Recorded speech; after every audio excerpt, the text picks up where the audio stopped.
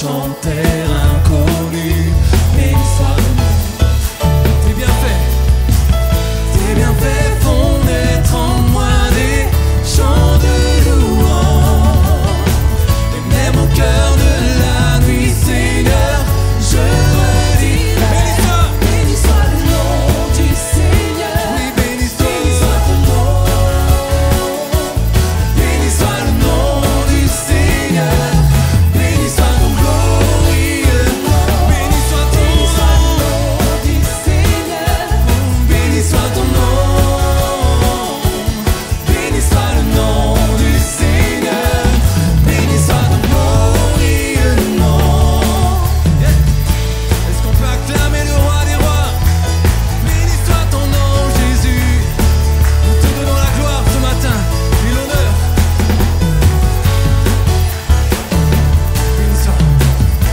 Béni soit ton nom.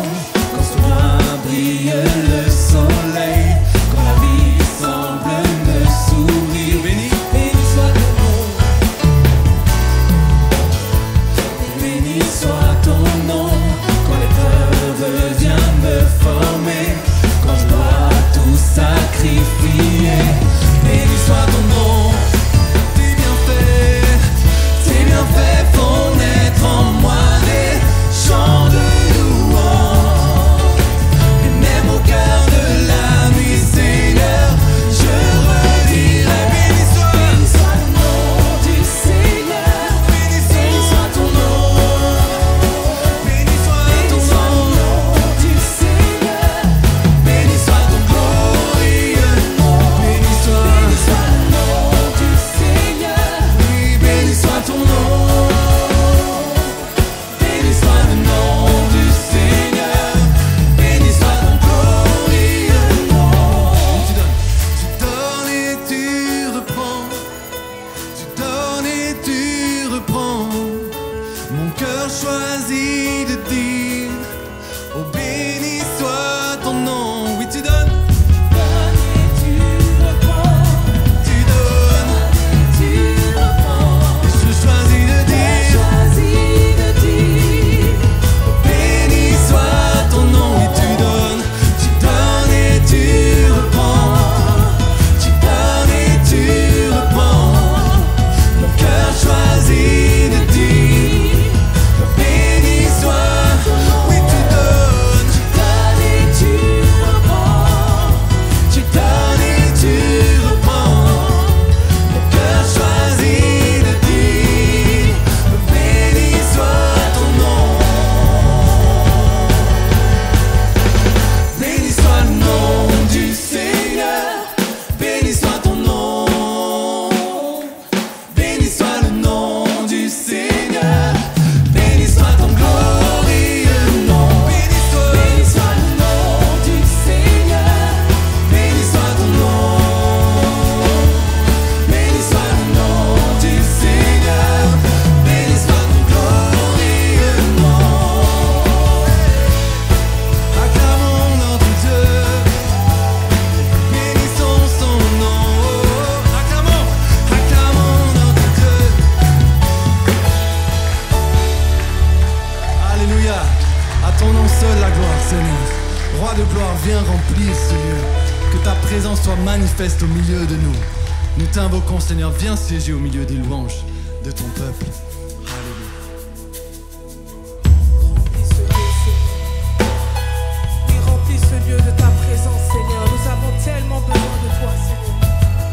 Alléluia.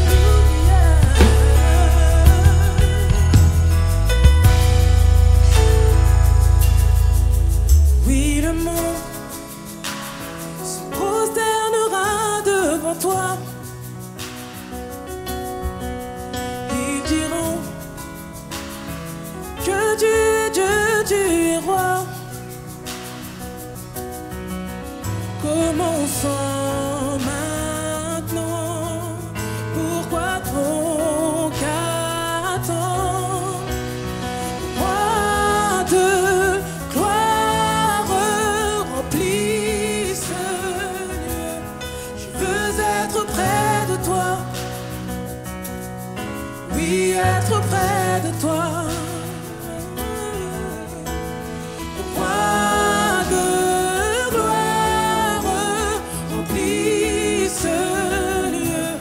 Je veux être près de toi. Oui, être près de toi. Oui, le monde. Oui, le monde prosternera devant toi. Ils diront que tu es Dieu, tu es roi. Commençons maintenant. Pourquoi attendre? Nous pouvons louer le Dieu de victoire. Toi de gloire. Oui, Seigneur, je veux être près de toi, c'est toi. Je veux être près de toi. Chante au roi de gloire. Oui, Seigneur, je veux être près de toi. Oui, être près de toi.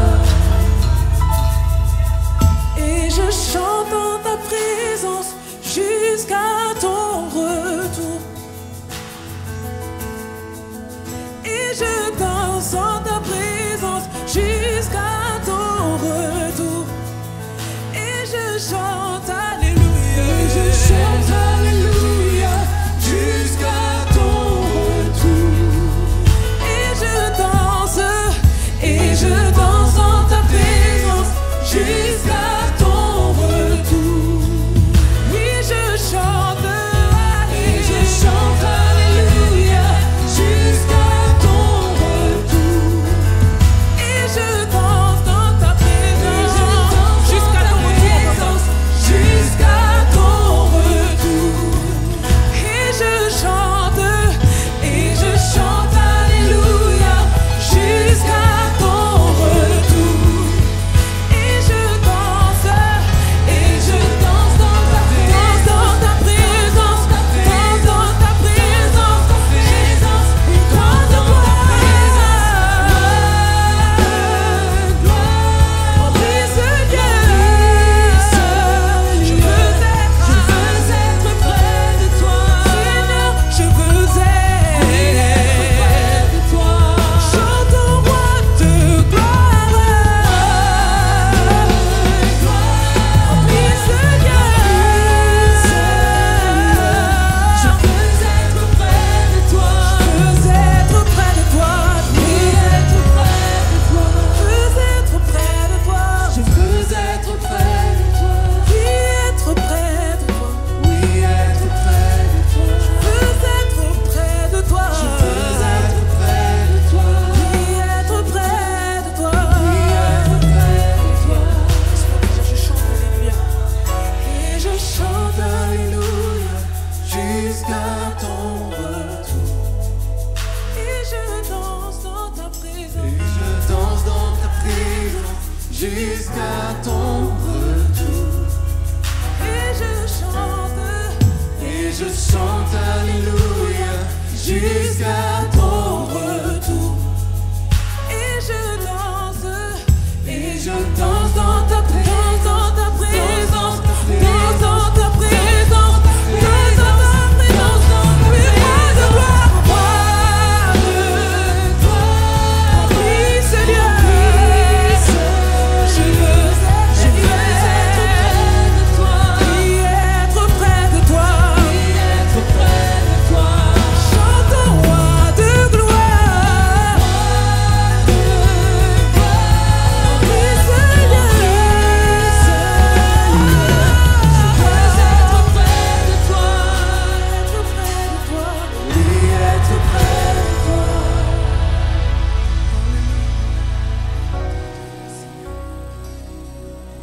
Je veux être près de toi, Saint-Esprit de Dieu. Et près de toi, je ne suis plus esclave, Saint-Esprit. Plus esclave de mes peurs. Plus esclave de mon péché, Seigneur. Et je suis ton enfant, Seigneur. Près de toi, Seigneur, j'ai tout gagné, Seigneur. Près de toi, j'ai la victoire, Seigneur. Et je veux le proclamer, Seigneur. Je ne suis plus esclave, Seigneur, de la peur. Mais je suis enfant de Dieu. Alléluia. Est-ce qu'un peuple de Dieu est prêt à le déclarer ce matin? Nous ne sommes plus esclaves de la peur. Nous ne sommes plus esclaves du péché, mais nous sommes enfants de Dieu. Alléluia.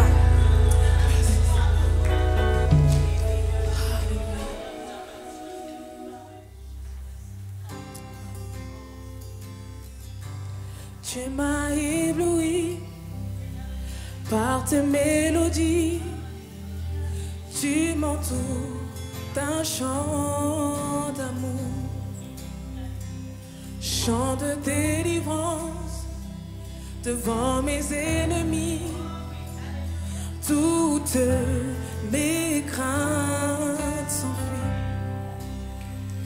Je ne suis plus esclave de la peur. Je suis enfant de Dieu.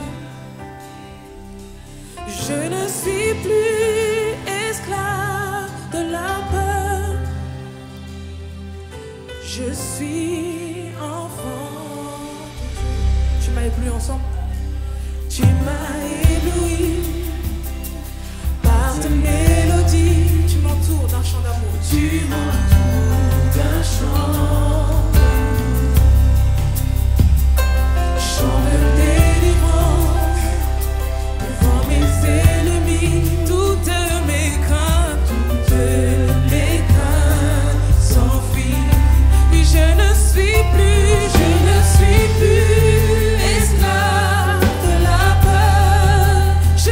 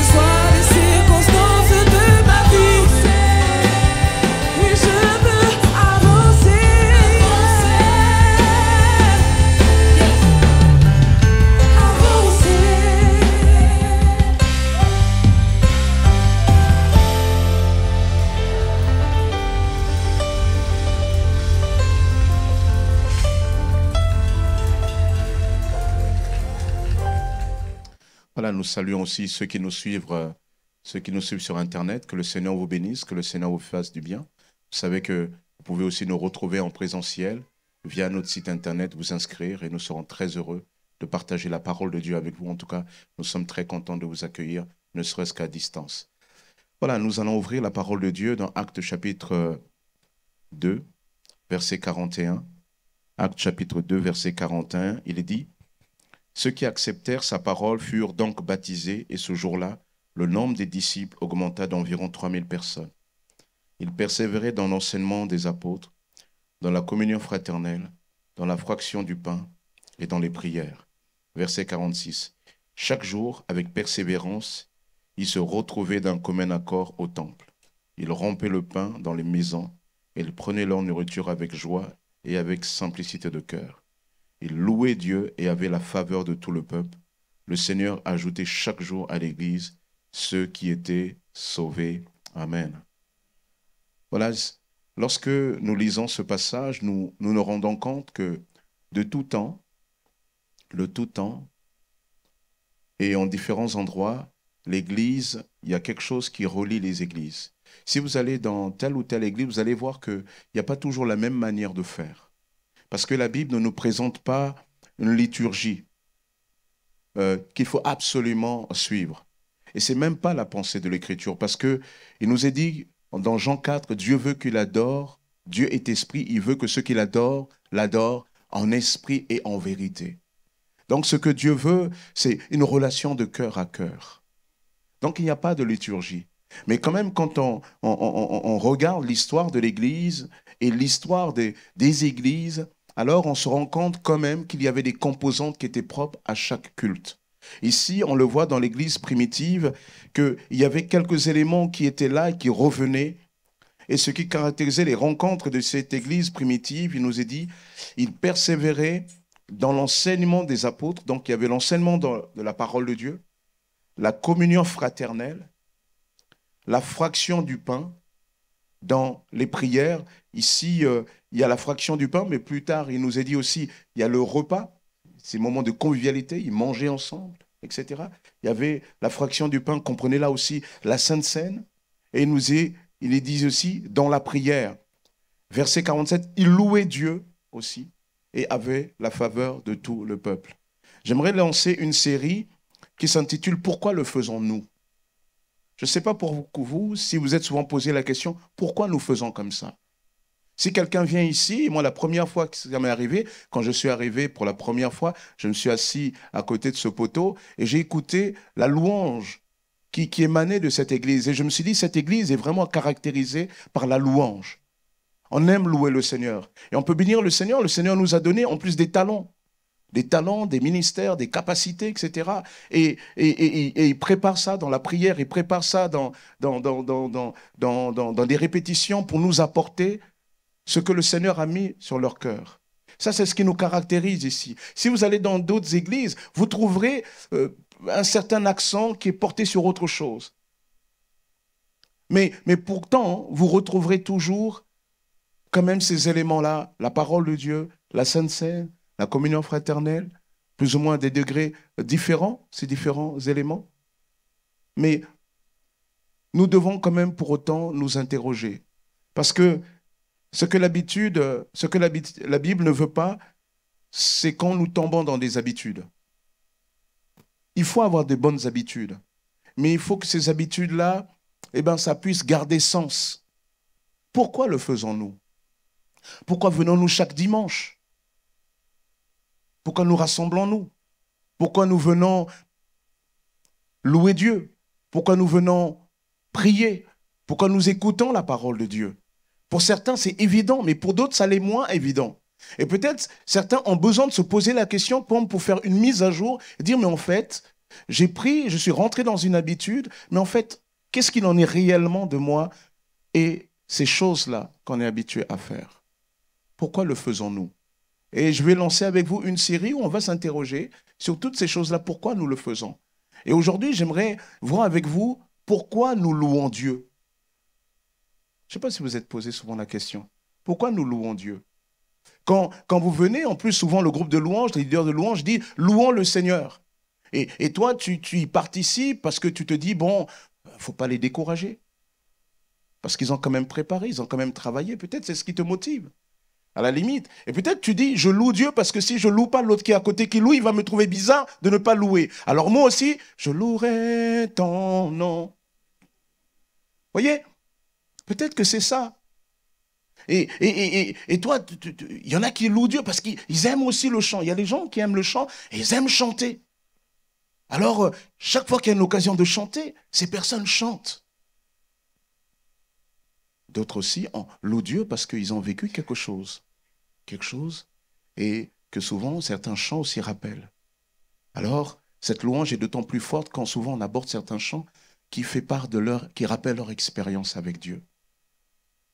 Pourquoi nous louons Dieu? Et peut-être tu dis, ah, vous inquiétez pas, pasteur, moi, je loue pas comme les autres, je loue dans mon cœur. Et peut-être toi, tu loues pas Dieu comme les autres et tu as peur, peut-être parce que tu as peur aussi de ta voix. En plus, tu peux avoir peur de ta voix si tu as à côté de toi quelqu'un qui a une très belle voix. Il y a des gens comme ça, je ne sais pas si ça vous est arrivé, ils ouvrent la voix là, ils sont... Et toi, quand tu chantes, c'est comme si on est en train de tuer une dinde. Et toi, tu n'oses pas, quoi. Amen. Hein, on voit, on a nos talents, nos sœurs là, ouais, elles ont des voix. Toi, alors, tu essaies d'être un peu digne, toi aussi, pour ne pas trop te faire remarquer en la leçon. En fait, tu ne suis pas, quoi. Parce que toi, voilà, la voix, ça vient pas. Et c'est vrai que tout le monde n'a pas le talent. Je me souviens d'une sœur dans l'église où j'étais, quand j'étais dans le groupe de jeunes. Vraiment, on a dû faire du mal avec elle. Parce que non seulement elle voulait louer fort, mais elle chantait faux. Non, mais c'était... Bon, on peut être compatissant, hein, mais c'était faux. J'avais l'impression qu'elle n'entendait pas les mêmes choses que nous. Elle entendait, je crois, d'autres voix. Non, mais c'est vrai. C'est vrai. Mais c'est vrai. Elle entendait d'autres voix et tu dis, mais t'as envie de lui dire, mais on n'est pas là. Pourquoi tu chantes comme ça? Et peut-être tu as peur de ta voix. Donc, il y a toutes sortes de raisons, mais en tout cas, ça pose la question, pourquoi on loue Dieu? Pourquoi on loue Dieu? Pourquoi le faisons-nous? C'est important de se poser cette question pour qu'on le fasse toujours d'une manière renouvelée, conformément à la parole de Dieu. Amen. Pourquoi louons-nous Dieu? La louange est définie comme reconnaître les qualités d'une personne ou d'une chose. La louange, en l'occurrence dans l'Église, c'est reconnaître les qualités de Dieu. D'accord? C'est reconnaître les qualités de Dieu. Ça veut dire que quelqu'un qui loue Dieu, c'est quelqu'un qui a conscience, qui a expérimenté, qui a médité sur ce que Dieu est. Lorsque ta louange est pauvre, c'est peut-être parce que ton rapport à Dieu est pauvre. Et si tu veux vraiment, quelque part, être un meilleur adorateur, tu as besoin de développer un meilleur rapport à Dieu. Parce que louer, c'est reconnaître les qualités de Dieu, sa bonté, sa bienveillance, sa sainteté, sa grâce, etc., etc. Louer, c'est cela. Et chaque fois que je loue Dieu, quelque part, je témoigne de cela. Mais la louange, c'est relever le mérite par des paroles. Relever les mérites par les paroles. Ce n'est pas simplement, quelque part, de dire dans mon cœur. Il y a des choses que nous disons dans notre cœur, mais comme on est en train de dire pourquoi nous le faisons, je parle ici notamment en tant que communauté. Il y a des choses que tu peux faire personnellement, et tu te sens d'autant plus à l'aise de le faire personnellement. Mais nous verrons qu'il y a une louange qui est propre aussi à la communauté, à l'église rassemblée. Donc c'est relever les mérites. Ça veut dire qu'il y a à un moment donné, cette communauté rassemblée, au milieu d'eux, il se lève des personnes qui puissent dire Dieu est, etc. Mais on l'entend. Donc c'est audible. La louange ne peut pas être une louange silencieuse. Ça ne fait pas sens avec le fait d'une communauté qui se rassemble. Amen. La louange est quelque chose de tellement important. Saint Augustin, au IVe siècle, le célèbre théologien, plus tard Martin Luther, va reprendre ses propos au XVIe siècle. Il dit « Qui bien chante, 2 fois prie. Qui bien chante, 2 fois prie. » Pour dire que la louange, c'est plus que le chant. Mais la louange, c'est dire quelque chose, c'est rentrer dans une dimension où on est en connexion avec le Seigneur, où on prie, on partage, on dit quelque chose avec Dieu. Qui bien chante, 2 fois prie. Pourquoi nous louons Dieu? Tu t'es posé la question? Pourquoi tu loues Dieu? Alors, j'ai essayé de réfléchir là-dessus. Alors, on pourrait en sortir beaucoup de raisons, mais j'en ai retenu au moins 4 réponses à cela. La première des réponses, la Bible nous dit, c'est que notre Dieu est digne de louange. Il y a des personnes autour de nous à qui nous apportons des louanges, nous reconnaissons leur mérite, mais de manière ultime, il nous est dit que notre Dieu est digne de louange. Psaume 145, 3. L'Éternel est grand et très digne de louange, et sa grandeur est insondable. 1 Chroniques 16, 25. Car l'Éternel est grand et très digne de louange. Il est redoutable partout, par-dessus tous les dieux. Psaume 96, verset 4. Car l'Éternel est grand et très digne de louange. Il est redoutable par-dessus tous les dieux. Exode 15, 11. Qui est comme toi, magnifique en sainteté, digne de louange, opérant des prodiges? Amen. Notre Dieu est digne de louange. S'il y a quelqu'un qui mérite la reconnaissance, la Bible dit, c'est notre Dieu. Il y a plusieurs mentions de la louange, notamment dans l'Ancien Testament, avec les psaumes. Notamment vers le dernier quart des psaumes, il y a tous ces psaumes. Louez l'Éternel, louez l'Éternel. Il y a plus de 3000, j'ai noté à peu près, pas loin de 4000 au-delà d'utilisation du mot louer l'Éternel. Louer. Vous voyez, c'est un appel. Notre Dieu est digne de louange et cette louange doit lui être apportée. Nous louons Dieu, comme je le dis, la louange, c'est reconnaître les qualités. Louer Dieu, c'est reconnaître ses perfections. C'est reconnaître notamment sa bonté. Loue Dieu parce qu'il est bon. Il est bon. Parce qu'on aurait pu avoir un Dieu tordu. Regardez les mythologies. Il n'y a pas longtemps, hier, je regardais les vidéos d'un historien qui fait souvent des vidéos sur des faits historiques ou bien sur des civilisations. Quand on regarde ce que les hommes ont cru en termes de divinité, mais c'est horrible. Rien que ce que nous connaissons tous, la mythologie grecque, c'est horrible. Zeus, c'est le dieu de l'adultère. Vous ne le savez peut-être pas, mais regardez le plus près. C'est le dieu non seulement de l'adultère, mais c'est le dieu du viol. Voilà le Dieu que les hommes fabriquent. Mais la Bible dit que notre Dieu, il est bon. Notre Dieu, il est saint. Notre Dieu, il est dit, nous le louons parce qu'il est le Dieu miséricordieux. Ça veut dire qu'il est concerné par notre situation. Même si nous ne savons pas pourquoi Dieu agit ainsi, de telle et telle manière, et que souvent il permet la souffrance, pourquoi il permet la mort, la Bible enseigne pour autant que notre Dieu est miséricordieux, à tel point que touché par notre misère, il nous a tellement aimés qu'il a envoyé Jésus-Christ. Et la Bible dit, louez Dieu pour cela. Louez Dieu pour cela.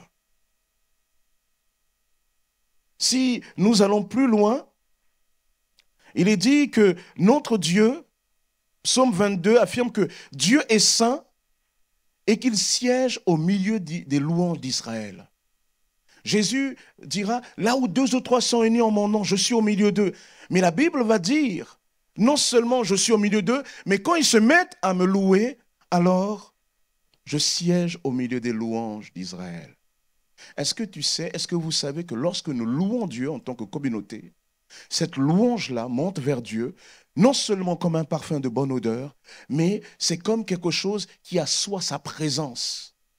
C'est pour cela, lorsque viennent souvent les difficultés, va là où on loue Dieu. Va là où on célèbre Dieu. Parce que là où on célèbre Dieu, la présence de Dieu est manifeste parce que Dieu siège au milieu des louanges de son peuple. Amen. Donc lorsque l'Église en action se retrouve, alors l'Église, dans son adoration, eh bien, en train de faire, de comme bâtir un trône à Dieu, et Dieu vient et il se plaît là. Notre Dieu siège au milieu des louanges. Et cette expression témoigne à quel point il est digne de louange. Amen. Il nous est dit, loué soit notre Dieu, car à lui appartient le salut et la gloire ainsi que la puissance. On le loue aussi parce que toute la puissance, tout lui appartient. Amen.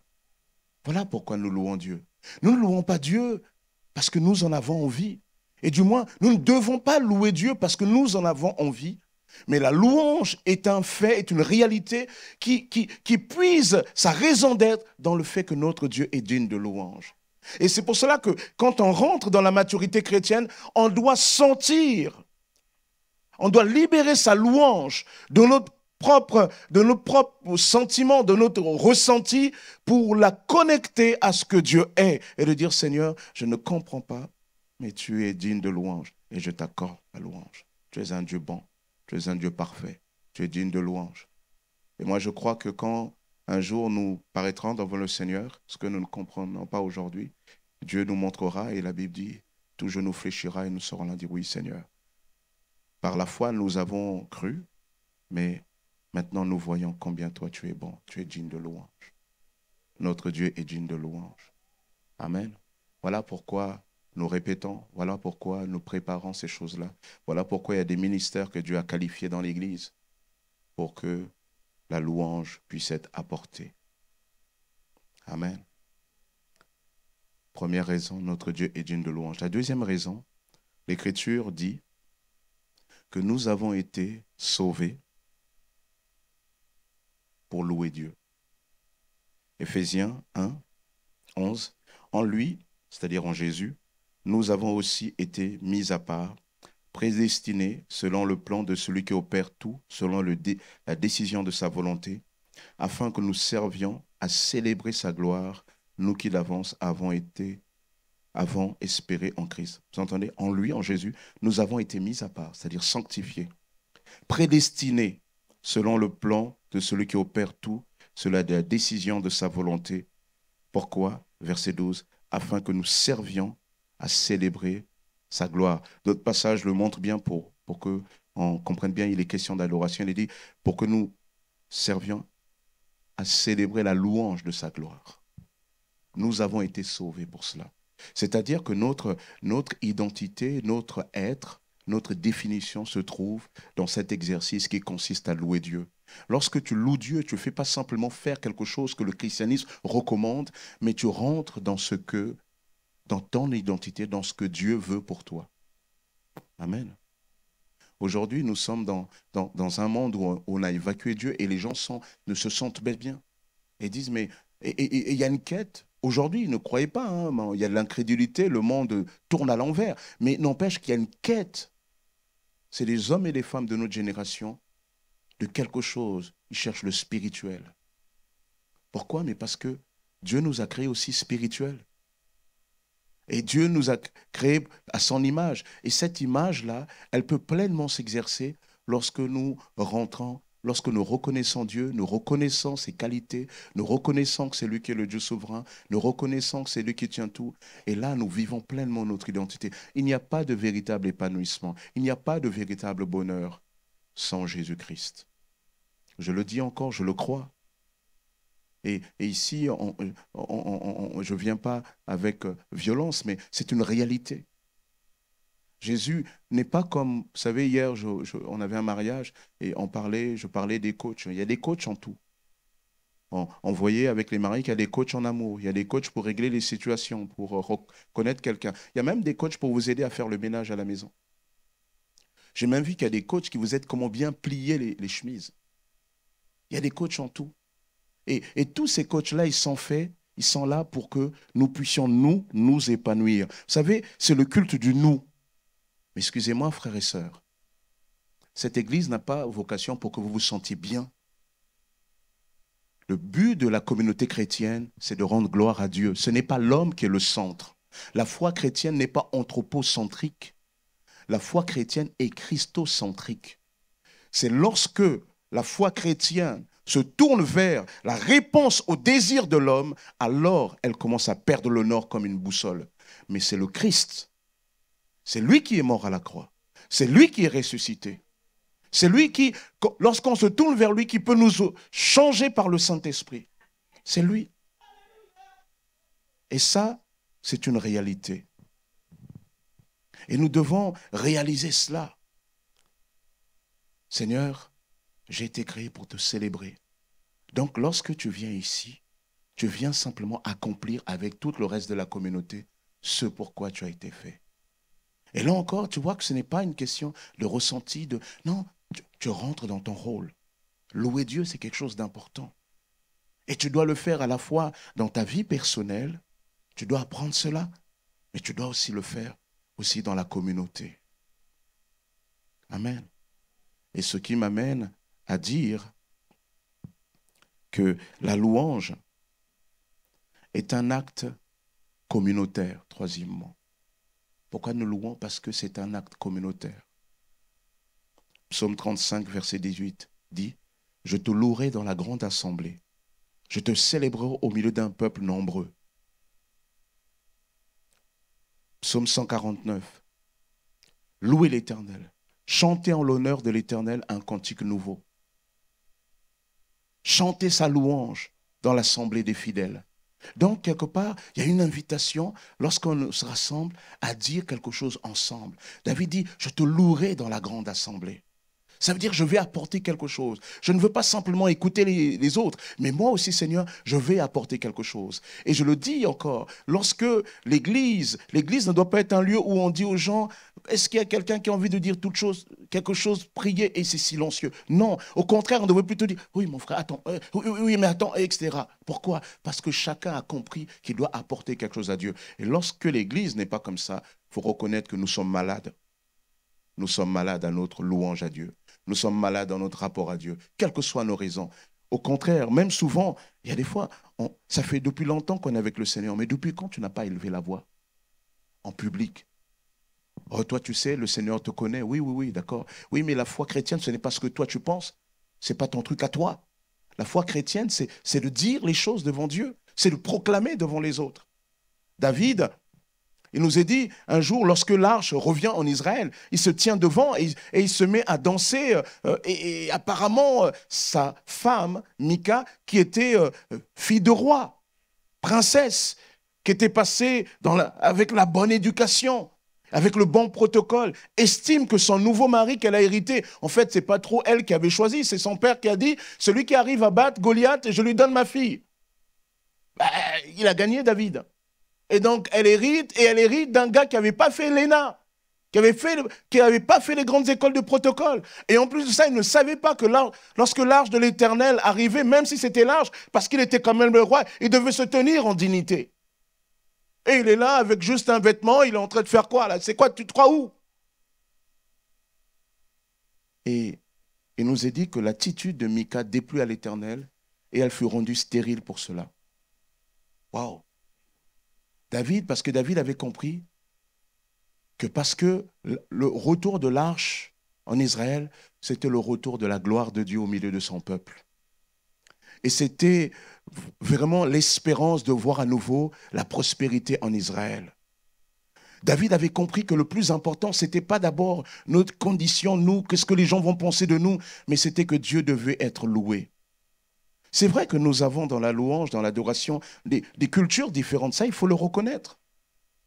Et nous devons même à ce propos faire attention souvent de dire que telle musique ou telle danse est plus spirituelle que d'autres. Bien sûr, après, il y en a, tu sens quand même c'est un peu tendancieux, trop sexuel. On n'est pas là dans ça.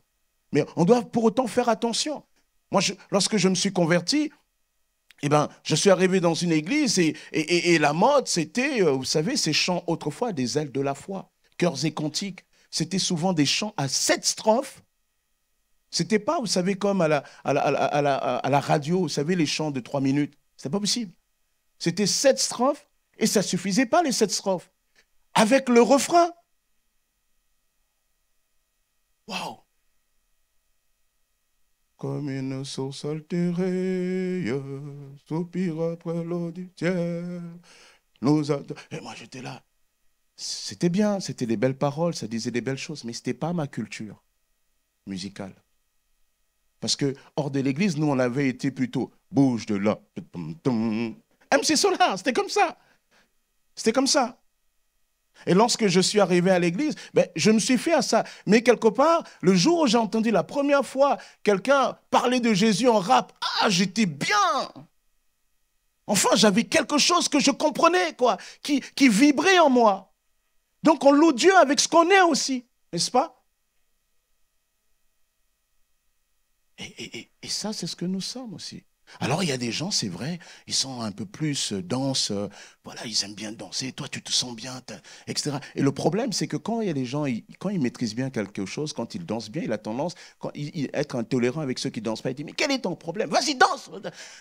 Elle est là, et toi, tu as l'impression que souvent, les autres n'ont pas le même rythme que toi. C'est comme s'ils n'entendent pas la même musique que toi. J'en connais comme ça, et toi, tu es en train de truc, là, voilà, il vit son corps vit dans un autre monde. Et toi, non, l'église doit être le lieu où chacun doit trouver un espace. Il peut y avoir une certaine expression plus vivante, etc. Mais l'église doit aussi être un lieu, en raison des autres, trouver un espace où il peut y avoir aussi un peu plus de silence, un peu plus d'introspection. On doit trouver cela aussi au milieu de nous. C'est important. Moi, je me souviens, lorsque j'étais plus jeune et quand je conduisais à la louange à l'église, j'avais les tenants des sœurs, par exemple, d'Afrique qui venaient me voir. Sostène, hey, mets un peu des rythmes du pays, là, hein? Je dis, ouais, oui, ok. Et l'autre dit, oui, mais c'est trop agité. Tu dis, oui, ok. Il y avait de quoi devenir schizophrène. Mais je crois que l'église et tous les louangistes, ils savent ce que c'est. N'est-ce pas, Christophe? Amen. Hein? Et vous savez ce que c'est. Mais l'église doit être un lieu où j'accepte que l'autre, quand il loue Dieu, il y a quelque chose de lui, de son histoire qui est là aussi.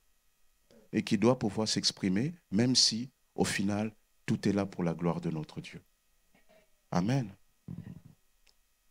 Nous avons été sauvés pour louer Dieu. Nous avons été sauvés pour célébrer sa gloire. Lorsque je me retrouve, je suis là pour célébrer sa gloire.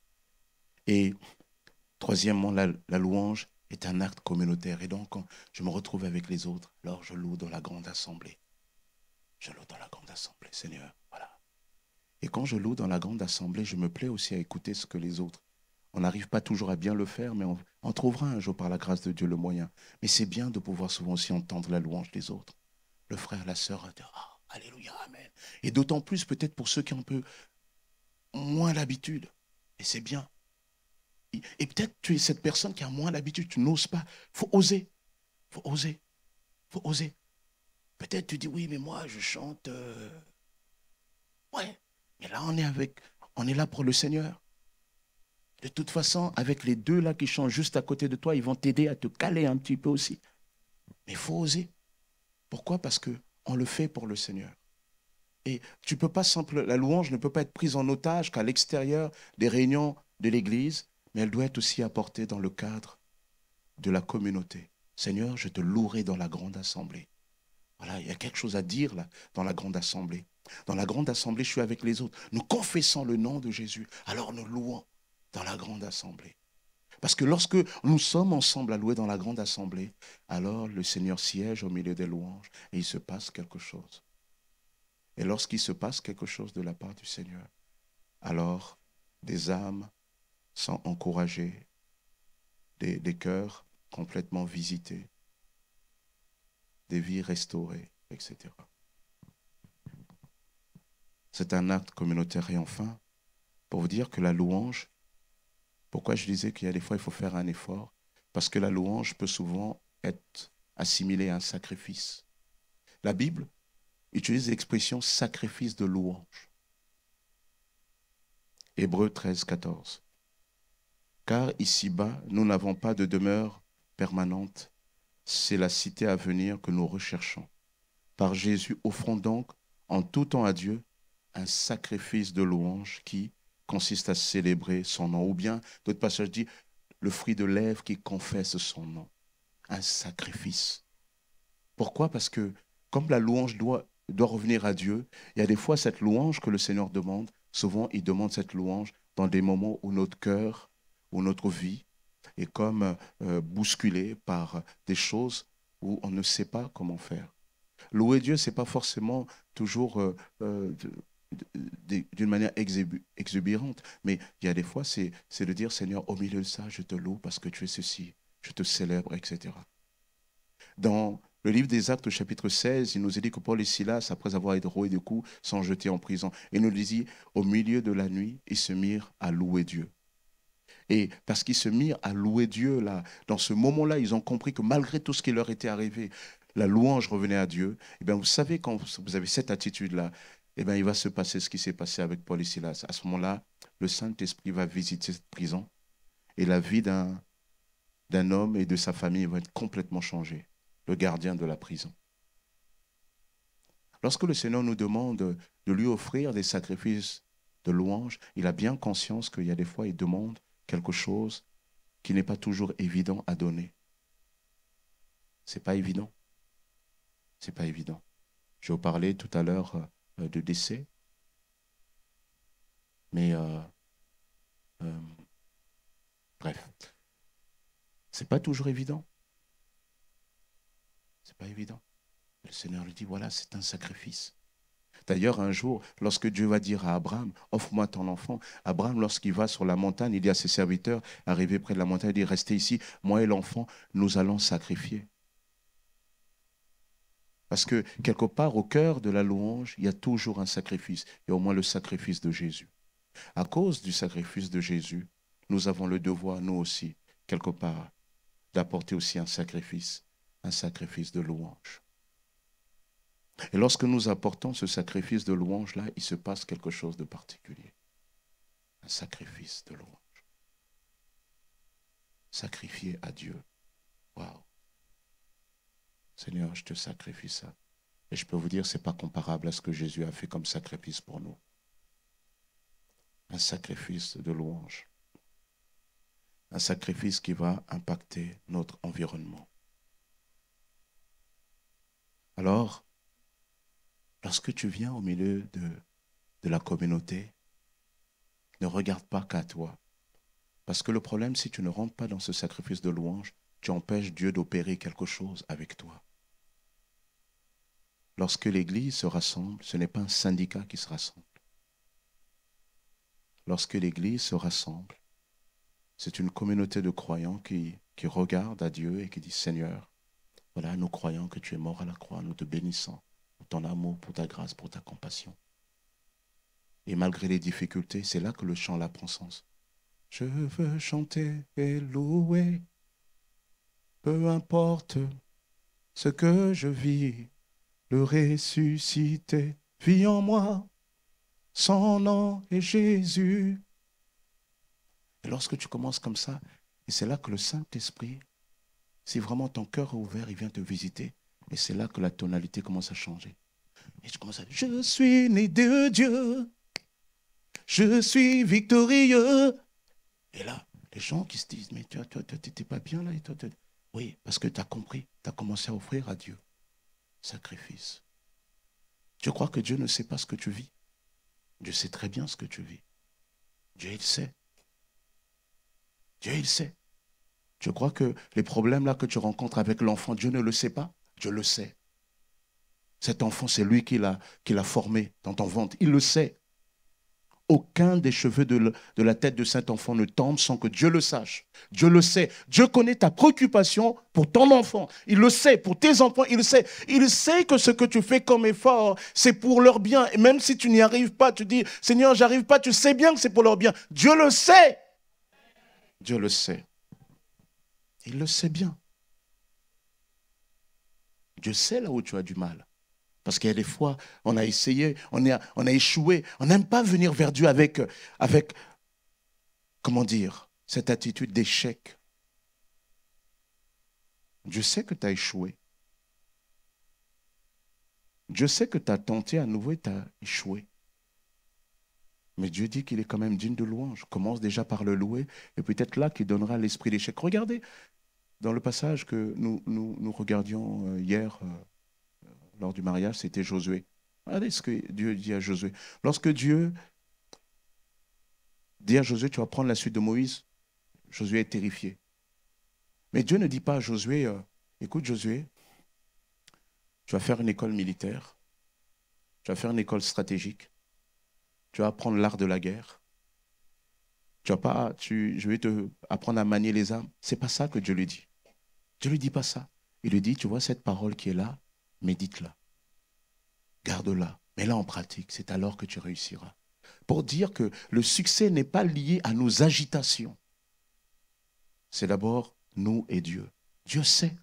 J'aimerais te dire, mon frère, ce matin, tu es certainement venu avec, écoute bien, c'est prophétique pour toi, tu es venu avec cette idée en disant, Seigneur, est-ce qu'il y a encore quelqu'un qui m'entend? Et Dieu te dit ce matin, moi je suis là et j'entends. Dieu sait. Dieu sait. Mais si tu sais que Dieu sait, alors commence à le louer. Parce que tu ne sais pas que c'est derrière cette louange et qui se cachent des clés. Ou au lieu de regarder à toi ce que le diable voudrait, mais lorsque tu commences à regarder à Dieu, à le célébrer, le Saint-Esprit vient et il change ton regard. Et souvent ce regard-là est comme la clé qui te dit, tu vois, en fait, tu devrais faire comme ça pour rentrer là-dedans. Dieu sait. Notre Dieu est digne de louange. Nous devons être une communauté qui loue. Pourquoi nous louons Dieu? Nous louons Dieu parce qu'il est digne de louange.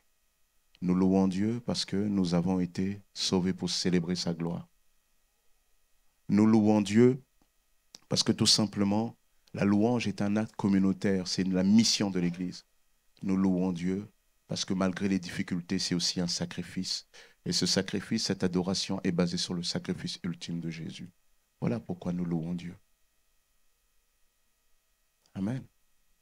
Alors la prochaine fois, lorsque tu te retrouves, il faut que tu changes ta manière de voir. Ici, l'Écriture nous dit, en parlant de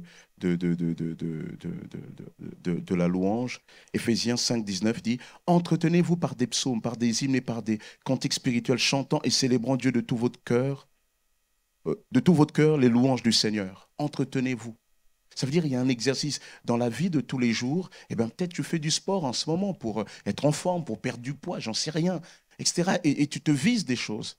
Et c'est vrai que tu aimerais avoir du résultat tout de suite. Ça vous est pas arrivé? Moi, ça m'arrive. Là, par exemple, j'essaye un peu de perdre du poids parce que ces derniers temps, je me suis arrondi un petit peu, etc. Et je regardais une émission, je voyais des gens, voilà, parce que je vois des exercices, ouais, je me dis, ouais, il fait ça, etc. Et toi, tu as vu ça, tu dis, waouh, c'est ça qu'il faut faire. Les frères, ça ne vous est pas arrivé une fois que vous avez vu ça, cet exercice de guerrier où on porte du poids, on va maigrir, on va à la salle de sport, etc. On dit, il y a 20 kilos, je mets 30, etc. Tu mets 30 kilos et tu prends ça. Et comme il y a des gens qui te regardent, tu essaies d'être digne, mais tu sens que ce truc est lourd, quoi. Alors tu essaies d'être un peu digne, tu fais comme ça. Etc., etc. Tu as tellement transpiré, tu en as tellement bavé. Quand tu sors de là, tu dis certainement j'ai perdu 3 kilos. Et quand tu arrives, cette balance insolente, elle t'attend. Elle te dit, tu as juste perdu l'eau que tu as bu avant de commencer. Ça ne vous est pas arrivé? Là, tu as des larmes. Mais à cause des gens, tu restes tranquille. Mais tu as des larmes parce qu'on t'a dit, on ne pleure pas comme ça. Tu te dis, c'est pas possible. Mais ce que tu ne comprends pas, c'est que ces gens, pour arriver à ça, ils se sont entretenus, ils ont persévéré, ils ont refait plusieurs fois. Ça, c'est comme ça qu'il faut faire. Et dans la vie spirituelle, c'est aussi comme ça. Tu dois rééduquer ta manière de voir. Tu avais pris l'habitude de ne pas célébrer Dieu au milieu de la communauté. Il faut que tu changes ta manière de voir. La louange n'est pas quelque chose que tu dois tenir en otage par rapport à ton ressenti. Mais la louange est quelque chose que tu dois libérer parce que Dieu est digne de louange. Amen. Et c'est ça. Et la prochaine fois, là, quand tu viens, il faut que tu viennes comme un guerrier. Quand Christophe, Magdala et les autres sont là en train de louer, là, tu dis, ouais, allez, toi, t'es là, tu dis, moi aussi, je louerai. Tu y vas. Et là, ce jour, on dit, waouh, il se passe quelque chose là avec l'église. Et là, il y a une présence particulière et des vies sont transformées. Et c'est là que tu comprends que ta louange est comme une brique qui va construire quelque chose qui va venir aider les autres, qui va venir édifier les autres. Ça, c'est formidable, n'est-ce pas? Alors même si tu chantes faux, c'est pas grave. Maintenant, il y a des trucs, il y a des tutorats qui te permettent vous savez, qui te permettent d'apprendre. Ah, tu peux apprendre. Et si tu n'y arrives pas, c'est pas grave. Tu chantes un peu de manière modérée, mais tu chantes quand même. Amen. Tu viens à l'église, ton cœur est à fond, mais peut-être que la voix, il faut la rendre plus modeste, mais tu chantes quand même. Et de toute façon, même si ça chante un peu fort, on ne se moquera jamais de toi. On te voit toujours formidable qu'un corps se libère comme ça en Jésus. Amen. Et tu béniras le Seigneur. Voilà. Et en plus, tu béniras le Seigneur pour tous les talents que Dieu a donnés à l'église. Et voilà. Merci Seigneur. Seigneur, nous te bénissons, Père éternel, pour ce que tu es. Te bénissons pour ce que tu fais. Tu es notre Dieu. Seigneur, tu mérites la louange, la reconnaissance, la gloire. Peu importe ce que nous vivons, Seigneur, nous voulons louer ton nom. Tu es notre Dieu. Seigneur, ce n'est pas simple, ce que nous disons là, mais tu nous aides. Nous ne voulons pas faire juste des choses par habitude, mais nous voulons que chaque chose que nous faisons ait sens, Père. Dirige-nous, Père, dans le nom puissant de Jésus. Amen. Amen. Voilà, que Dieu vous bénisse. Nous voulons continuer à adorer notre Dieu, à célébrer notre Dieu avec nos offrandes. Ces dons que nous faisons à Dieu pour l'avancement de son œuvre. Et que ces offrandes puissent être bénies, puissent porter du fruit. Et que des âmes puissent être sauvées. Alléluia. Et nous allons chanter avec joie, danser dans sa présence, chanter, louer, crier son nom. Parce qu'il est digne de louange. Et parce que nos chaînes sont tombées. Vous êtes libres, libérés dans sa présence.